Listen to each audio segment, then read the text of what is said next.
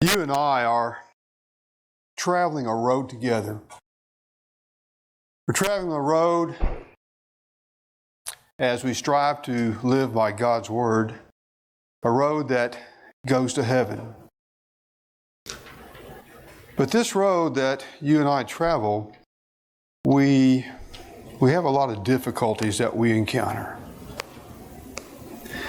We have a lot of difficulties. Perhaps the one that comes to mind quickest is our health.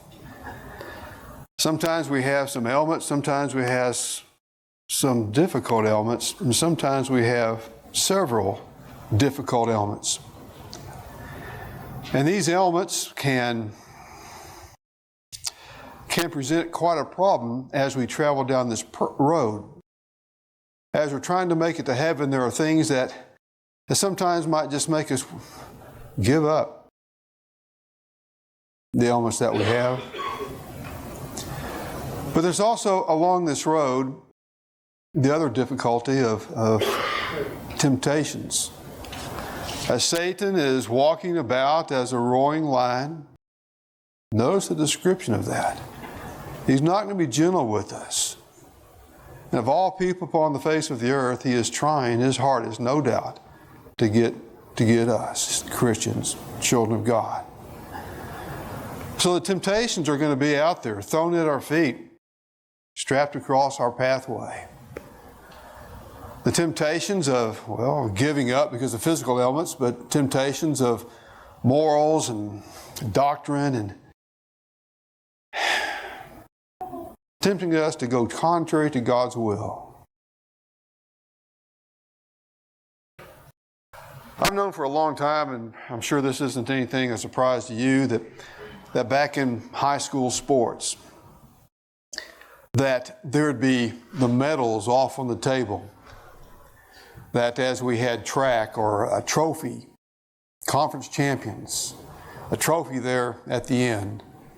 Super Bowl, they had it all lit up, did they not, at one of the end zones? The trophy there, fighting for the trophy.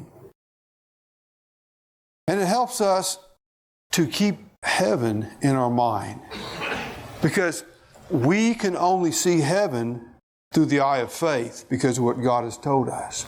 We haven't had the option of being able to go to heaven, look at it, hang around for a little bit, and then come back and then go, boy, I am going for that. So we read about heaven, and we strive to imagine, visualize what heaven is like.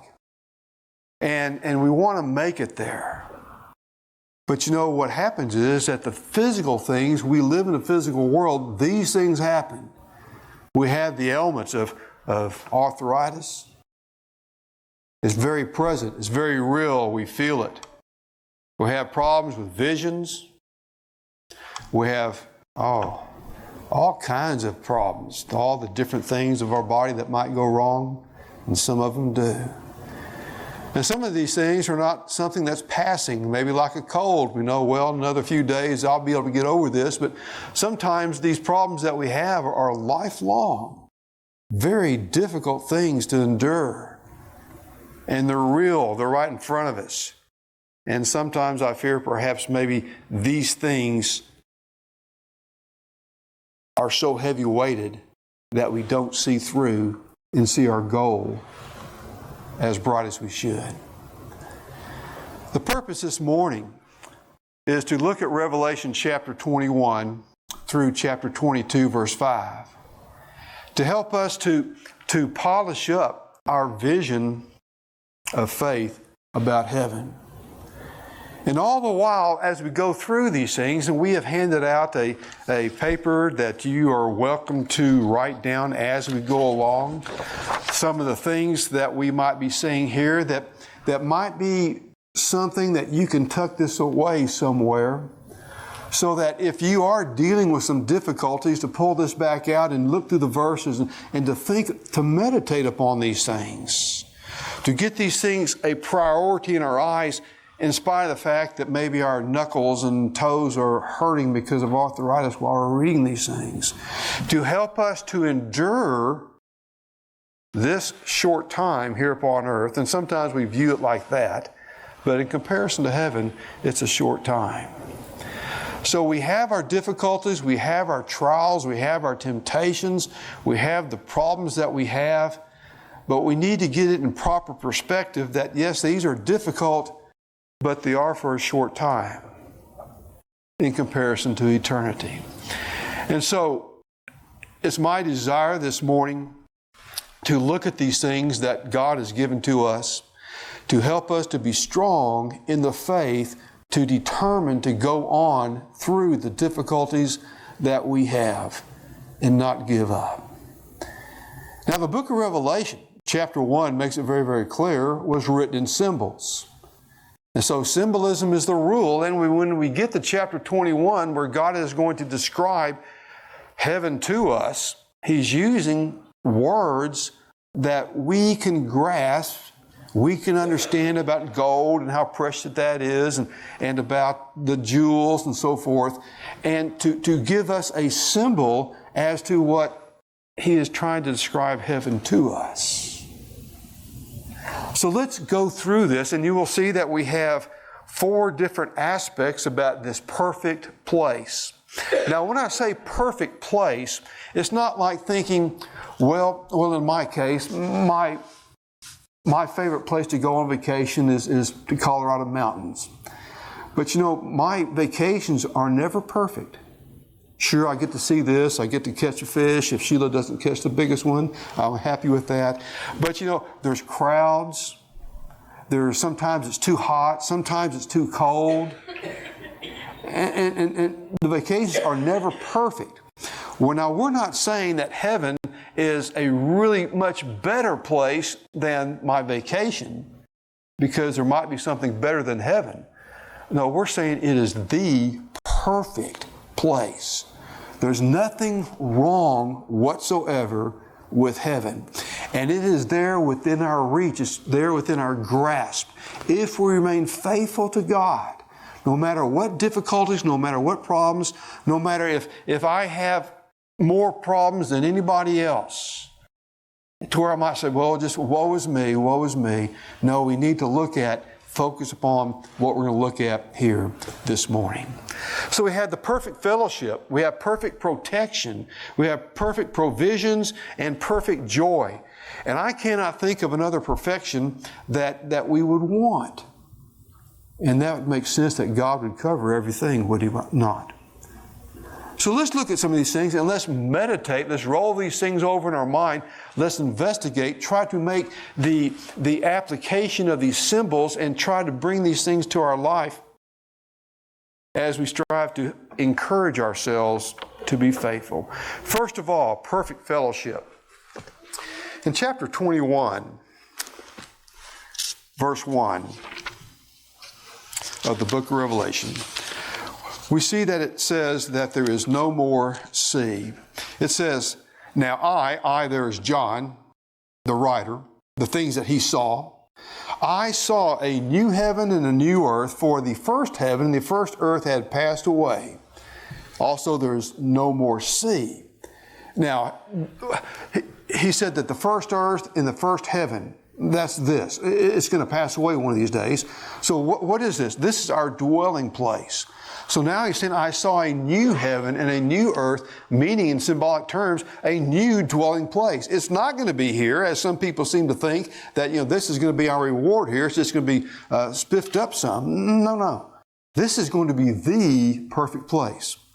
But then he says, and there was no more sea. What's he talking about? Well, he's going all the way back to chapter 4, when he's given us the vision of the great throne of sapphire red and the great one, God, sitting upon the throne and all the other things that are there. And that there was a sea in Revelation chapter 4, verse 6. A sea. Now, you and I, we don't grasp this. But to them, a sea meant separation. They had the Mediterranean Sea. And yes, they could take the boats, the ships, but the sea represented separation. Now, for you and I, let's look at this aspect as a means of separation. Separation. How close is our closest star other than the sun? Well, they tell us by light years and so forth. Centauri, one of the Centauri stars. But I looked it up and off the web, and they said traveling at the speed of our Voyager explorers, that going at that speed to get to that first star would take 73,000 years. That's separation. You and I, if we got on a ship, we caught a ride on the Voyager, we wouldn't make it. We would die off. So that's separation. So there's a span. God was unapproachable. But now he says that sea is not there anymore, which means that we're there in the presence of God. No separation. No separation. You know, we don't like to be separated. I've done a lot of funerals, and it's very, very hard on a couple, at least a surviving spouse, when the spouse had passed on. There's a separation there. Not able to be with any longer there in the house or be about in the car and going places. There's a separation. And if both being Christians, that yes, there is a time of separation and that there is the hope of getting back together. Not as husband and wife anymore, but yet we have that presence. So we don't like separation. Children don't like to be separated from their mother and dad when they're much younger. So no more sea means we're not separated from God anymore. Revelation 4, there is separation. But now he says, when heaven comes, we're not going to be separated from God. We're going to have perfect fellowship with God.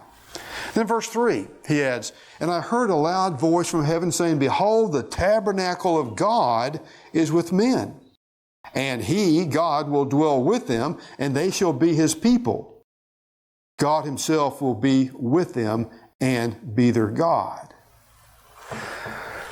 To live in the tabernacle, well, symbolically in the Old Testament times, where God dwelt. Well, for us, as he's speaking to us here, he's telling us about being in the tabernacle of God, means that we're going to be in the house of God. You know, heaven is the city of God.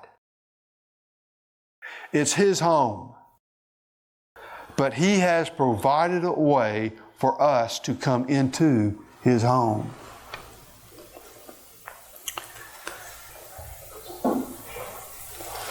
I've mentioned this house before, mansion, up by the Church of Christ there in Kingfisher, Oklahoma. It's just absolutely massive. Now, I don't know the people. I don't even know what they look like. But, you know, I just couldn't drive up in there and go inside their house. I'm a stranger to them. Maybe if we became friends and so forth, I'd be welcome. But at this point in time, you know, I couldn't go in there. But his children can. It's where he dwells. Now, while I'm on that point, let's look at verse 7. He says, and he who overcomes shall inherit all things, and I will be his God, and he shall be my son. Now notice, he who overcomes, what? Well, overcomes temptation, overcomes sin, as Satan is striving to tempt us, who overcomes and has the endurance of being able to go through this physical life with the ailments that we have. And as I'm speaking, I'm not going to list off all the ailments that each one of you have. I don't know them all, but you do. And so if we're able to endure however many years we have left, if we endure what? I will be his God and he shall be my son, God says. Now, in that house, that mansion there at Kingfisher, Oklahoma, now his children, if he has children, you know, they don't have to ring the doorbell. They don't have to knock. They just walk on in. They're accepted. They're the kids. But you see, it takes a different process for me. But see here, God is allowing us, helping us to see that we're going to be like that. That we are going to be welcomed into the house of God. They'll have the gates of pearl. and that we don't have to knock in or get permission to be able to come in any longer. And we're talking about this, and again, this is something that's going to be real, just as real as we walk through the doors this morning, just as real as we are sitting here. It's not something that God is just saying out there, but it's good. The possibility, if we remain faithful, is a guarantee. A guarantee. Because God doesn't lie. God has done His part. If we do our part, we're guaranteed to be able to be into His house. We're guaranteed to be able to be called His children in His house. You know, I had some friends, as no doubt you did too, back during my high school days, junior high days, and the friends would come into my house, my dad's house, with me. But you know, there is a difference. That was where I lived, and that was where my friends just kind of came in for a little bit. But then it would be time for them to leave. My dad liked my friends, but I was special to my dad, as you were to yours. So there's a difference. So we're going to be like that with God, His children. His children. Not that there's going to be non-Christians able to come into heaven just to say hi to us and then have to leave. We're not talking about that. Don't extend that illustration that far. But if we can think about as we ourselves as we have had children ourselves, and we could welcome in their friends, but yet our children were still our children. The children of God. Now notice in chapter 22, verse 4.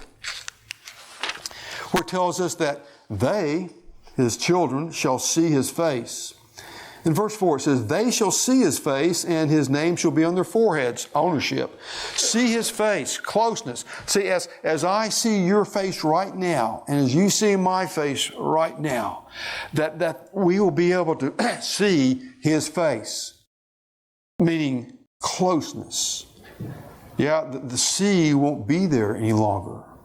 We'll be there in God's tabernacle, in His house, and we'll be able to see His face. You know, if we were to think, I don't know, do you have a favorite president? I mean, since George Washington till now, I suppose mine is Abraham Lincoln. And Abraham Lincoln was from all I can tell, not a perfect, but he's a very good man. I've even read to where it seems as though that Abraham Lincoln may have obeyed the gospel and may be a brother in Christ. Good man.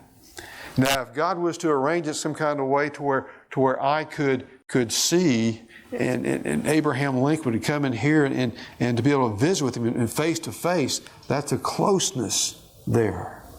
See, we're separated by time and even distance from Illinois. But not so in heaven. And again, we talk about these things. It's written here. There's the closeness, see her face, but it's going to be real. We'll be able to see, be there in God's presence.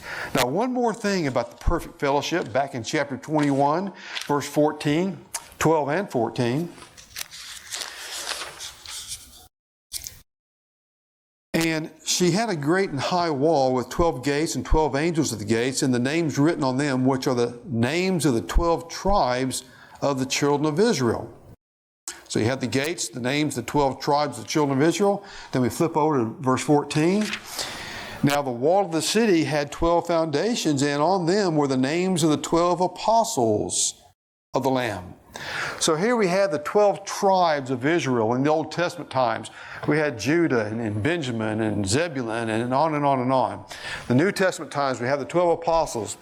13 we have Paul and Peter and John and the list continues. We've read about them, and I suppose we've seen pictures of artists painting pictures of the apostles and the 12 tribes of leaders of Israel, but we don't know what they look like. But to think, to be able to make it to heaven and to see them face to face, to be able to visit with them. And we hope and trust that there'll be a great number of people in heaven. But let's not think, oh boy, I'll never be able to meet them. The crowd's going to be too crowded around them to be able to meet them. but we're talking about eternity. I really suspect that we will be able to know and visit with, and whatever we do there in heaven, be able to do things with these people. And I also believe that these 12 tribes and the 12 apostles is going to represent all the saved of all time in the Old Testament times and the New Testament times. So no longer do we just read about David or Jesse or anybody else in the Old Testament. No longer do we read about Barnabas and others who are not apostles. We will be able to see these people that we read about and that we study about, that we talk about, that we're impressed with Stephen and what he did in Acts chapter 7 about being stoned to death and all these others. They're just not stories that we're not going to not see sometime in the future. We can see the meaning. We have perfect fellowship. So what do we have? Making it to heaven. What God is telling us. We don't like separation. But God tells us that there's not going to be that separation, not going to be that sea anymore. We're going to be dwelling in the house of God, the holy city of God, that will be with the Father, the Son, the Holy Spirit, that will be with the apostles, will be with all the people of the Old Testament, all the people of the New Testament that we read about. Also, when the New Testament closed, there continue to be Christians, brethren that we've read about. We are hearing about brethren who are in other parts of the world, in India and Africa, that are being killed. We don't even know their names, but we will be able to be with them. And I don't know what God's going to allow us to remember, but we will be able to be with perfect fellowship. I like Thanksgiving, time to get with the family. And now that the grandkids have gotten older, I'm sad to see them go. Sometimes they would wear me out, but now that they've gotten older, it's sad to see them go. Separation. Perfect fellowship. What else is heaven going to be like? The perfect place. Perfect protection. In verse 16 of chapter 21, it tells us this. The city is laid out as a square. Its length is great as its breadth. And he measured the city with the reed, 12,000 furlongs, its length, breadth, and height equal. Now, what all does that mean? Does that mean that heaven's going to be a perfect cube? Yeah, a pretty good size one. No. It's perfect in its shape. It's a perfect place, perfect dwelling place.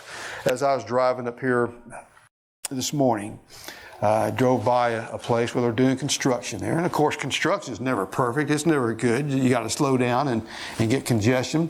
But I looked at the buildings. I even looked downtown, that really tall, pretty building. But there's problems with it. Things you got to keep up. What about you in your house? Do you ever have to mow? It's coming. Do you have to do some caulking? Do you have to clean windows? Do you have to shampoo carpets? Do you have to fix faucets? Do you have to get shingles redone? Whew, I better stop there, huh? Kind of makes us kind of sad. But not this place. It's perfect. It's a perfect dwelling place. Verse 12. It adds this. Also had a great and high wall with 12 gates, 12 angels at the gates, names written on them, which are the names of 12 tribes of the tribes of Israel. It had a great and high wall. Now, what does that mean? We drive around here in Oklahoma City and we don't see walls. We drive along the coast and we don't have walls. Why? Because we got radar. And we're able to detect if somebody's sending missiles over here. And so we put up our defense. But to them, their defense, living in that time, that area, was huge walls. That was their protection. Why? Because armies would come in with the sword and so forth, and you had to run to the city. The man on the tower would blow the horn, and that would be a sign of danger, and so everybody would run to the city and close the gates. And so they had a great and high wall. So what that meant to them, and we got to translate that to us today, is that it was a perfect place.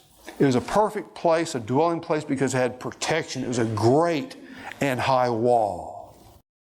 The great and high wall of Babylon could not be breached. You know what they did? Well, they had the river going through the city under some gates, and they lowered the river. They had the water go off into another place. They dug a canal, and then at night they snuck in, and somebody got in and opened the gates. And so, yes, a wall meant a strong place of protection for them.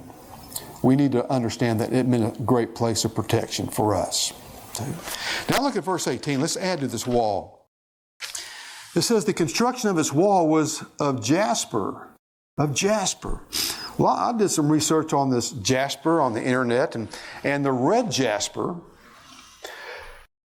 a scientific journal tells us that red jasper is able to help. I don't know how it does this, but they said it does, if it does. But it helps the person to have peace. I don't know what the scientific explanation is, but they say it does something to help us have some peace. Well, isn't that what this symbolic wall is supposed to be giving these people? The wall, oh yeah, we're protected, but made of jasper. Yes, giving us peace. As a matter of fact, and I'm not so sure if the Bible's alluding to this, but one of the reports on the internet said that a lot of the ancient people understood that and believed that this jasper gave them some kind of tranquility. So whether it's true or not, it might have been alluding to that. So yes, God is telling us that in heaven Satan is not going to be allowed to come to heaven.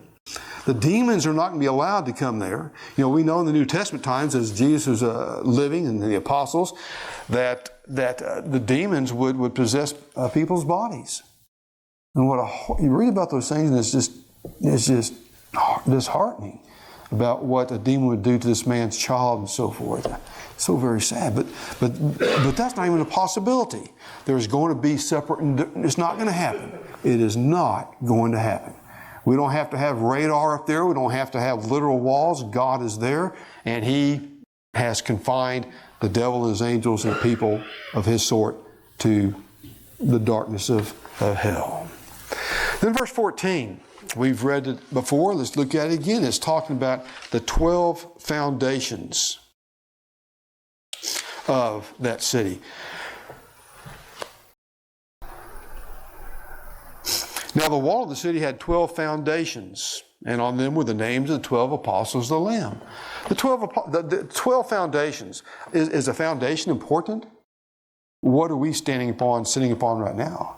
Yeah, we have cement. I'm not sure how thick it is, but we have a foundation. You got to have that foundation. When I was living down in Houston as a child, they were building a new tall skyscraper, which is now dwarfed, but they had all the Dolisi trucks coming just relentlessly backing up and pouring out their contents, the cement, trying to make a huge foundation, very deep, because it was so close to sea level and it would sink. So they made a huge foundation. You got to have that foundation. Didn't Jesus close the Sermon on the Mount in Matthew chapter 7 about the illustrations of building houses without foundations and a house with foundation? A foundation, it means it has it's perfectly solid. It's not going to be shook. What was it, a week or two ago? We had another earthquake off to the east, northeast, and we felt it. We felt it down there in Moore. It shakes things, and that wasn't even really a big one compared to the ones that they've had in California and other places in the world. It just shakes. I kind of wonder why people even live in those places, but then they wonder why we live in Tornado Alley. So I guess just got to live where you can. So it's perfectly solid. And then also in verse 25 of chapter 21, about the perfect provisions, it says, its gates shall not be shut all day, and there shall be no night there. The gates always open. When you left your house this morning, did you leave your doors open? And you know why. When you go out somewhere, do you leave your cars unlocked? No, not at all. When we close here this afternoon, we're going to lock the doors because we're not in heaven. Because there are those who are evil, those who do not follow God's word, those who are not living, or not even tipping the hat toward God, they're living for self. And it doesn't matter if they come in here and steal things, the electronics and so forth, they're living for self. It doesn't matter if they come into your house and they ransack it and they steal things, and then to cover up fingerprints, they set it on fire. It doesn't matter to them. So in heaven, why would the doors, the gates, not be shut? Perfect protection. There's not going to be the evil, the wicked. Why? Because people who are going to be there are being transformed by the Word of God. We're not like that. Why is it that the Bells have invited us to their home, and sometimes on the Christmas parties and so forth? They don't fear us taking anything. Perfect protection. Perfect protection. So it's a perfect cube. Perfect dwelling place. Not almost perfect, but it is a perfect dwelling place. The great and high wall, the security made of the jasper, if that has anything to do with it, at least God's symbolically telling us, we don't have to be anxious about a thing.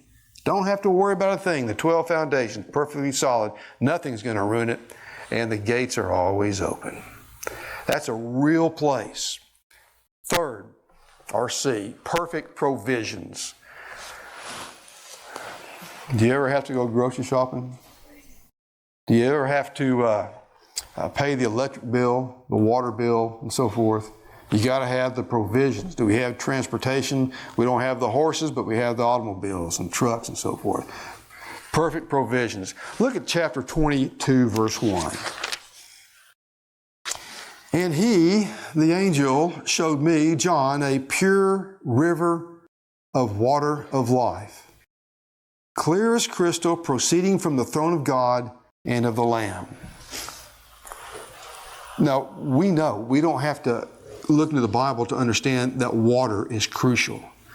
You look back at the old maps, the early maps, that tells you something about the history of the settlement of towns, settlement of Oklahoma City and Enid and other places, Kansas, whatever state you want to look at, wherever people go. If they're going to settle a city, they don't stop in Death Valley. There's no water. You've got to have water. Do no good. Of course, in later times, we're able to sink a well and so forth. But it'd be no good as people are traveling across this country to settle in a high place and where the nearest water source, a pond or a creek or a river, was, a few miles away. Because you always needed water. And by the time you walked there and came back, you had it all drunk, you had to go back. So people always settled their towns around water. It's crucial, it's important. We've got to have that water. And so now he's telling us that this has, symbolically speaking, that has this pure river of water.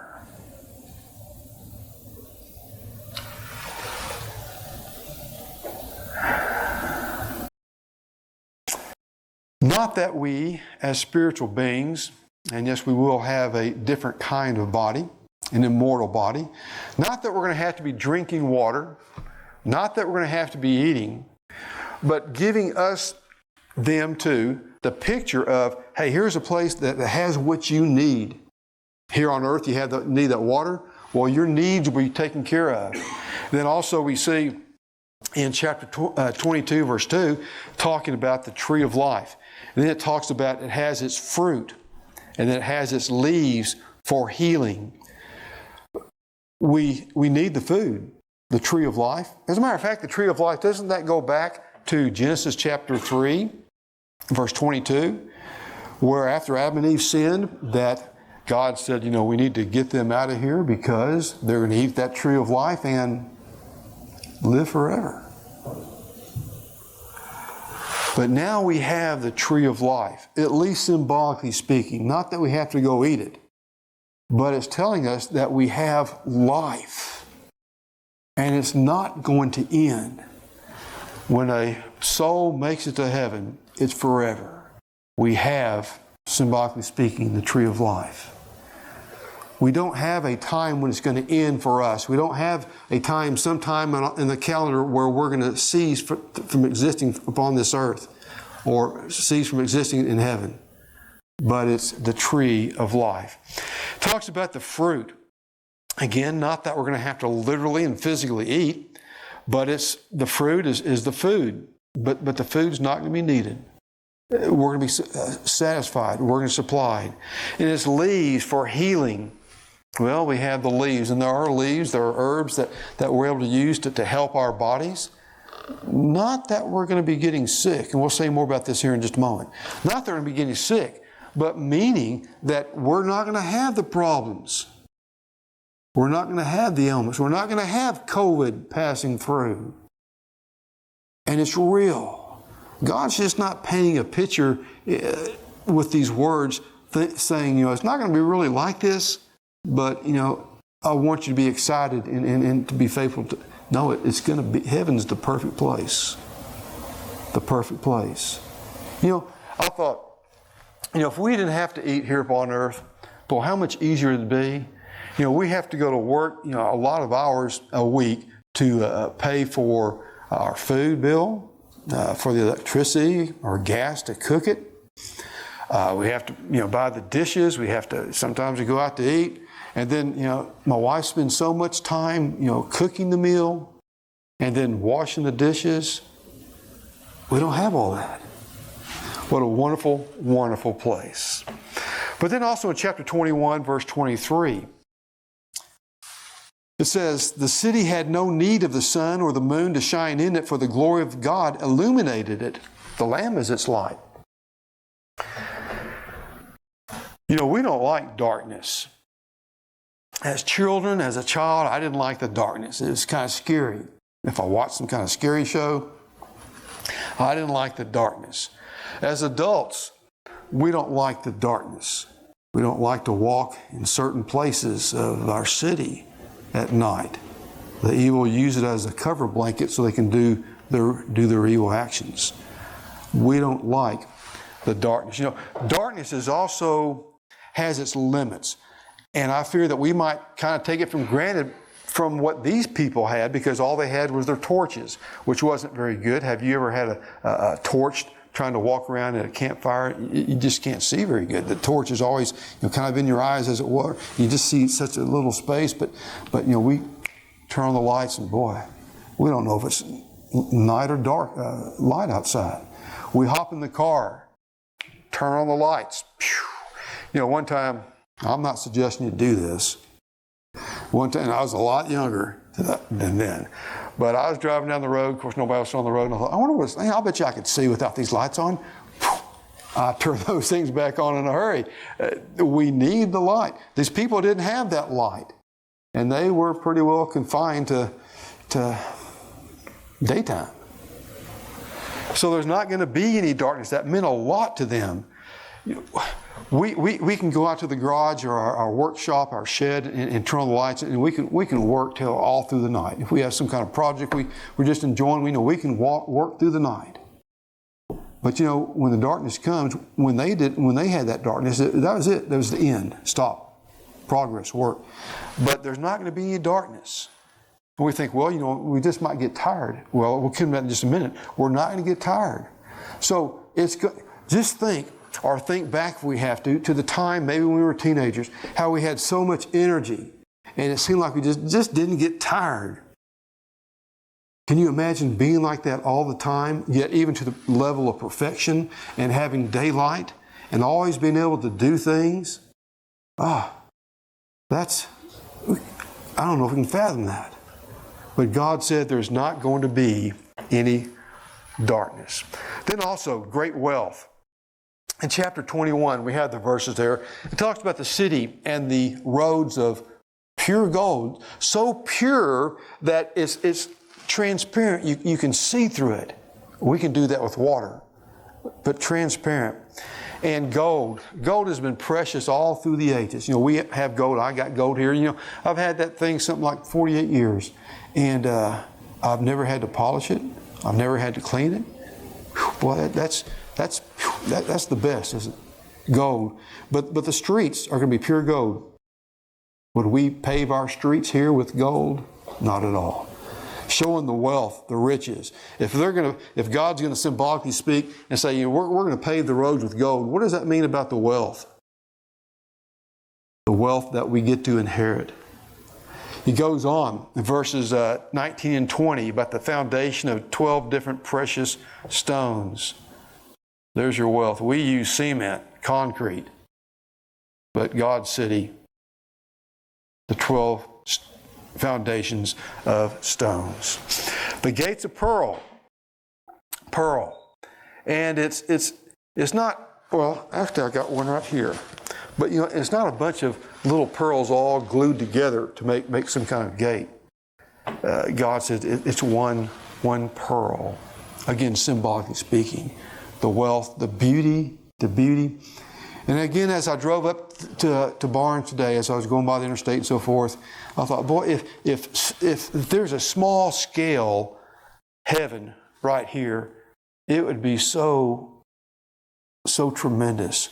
You have the bricks, you have the wood, you have the paint that's peeling off, but heaven of gold and the foundations like that, nothing like it.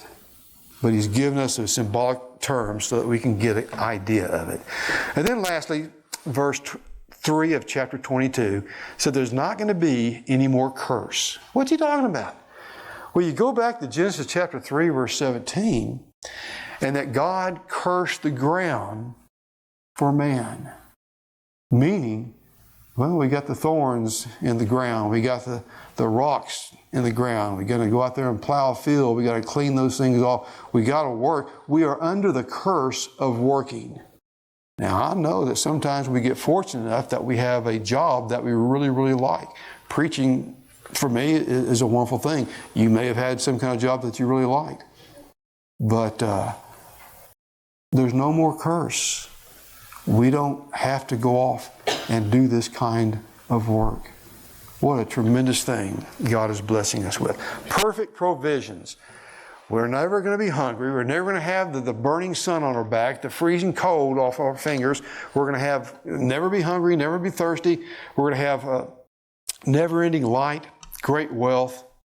We don't have to work. It's all ours. God has given to us. We are inheriting His city. And then lastly, perfect joy. Let's read verse 4 of chapter 21. And if this was all that heaven was, this would be enough. And God will wipe away every tear from their eyes. There shall be no more death, nor sorrow, nor crying. There shall be no more pain, for the former things here on earth have passed away. Those who are righteous go to heaven. Those who are wicked to eternal punishment, for which we're sad. But all the physical existence of all the things God made for us is gone. And so here we are in a time of trial. How are we handling our ailments? How are we handling the temptations and the trials? It's a trial place. That's all this place is. And all these things, all the pains, is going to be gone away with. We're not ever going to have these pains, these problems anymore. No more glasses, no more hearing aids, no more crutches, no more prescriptions, no more doctors, no more pain, no more stubbing our toe. If that's all heaven was, that'd be worth it to live faithfully to God. And the reason for no more tears, well, it's not because God runs around with the Kleenex wiping our eyes. It's because there's no cause for the problems. It is perfect. The perfect place. So what do we have? We have Heaven is perfect fellowship. We're always together with our loved ones. We never have to be separated. There's the perfect protection. We don't have to worry about the evil people. We don't have to worry about nations shooting their bombs over here. We don't have to worry about people breaking into our house. Perfect protection. Perfect provisions. Everything we need is taken care of. And the wealth is beyond this existence. And then also the perfect joy. So, as we have our ailments, as we have our problems, sometimes we have a little bit, sometimes we have a lot, sometimes we have one, sometimes we have several. And sometimes we might get tired and think, is it really worth it? But I hope that as God gives us this lesson in chapter 21 and chapter 22, that it helps us to have that endurance, that determination.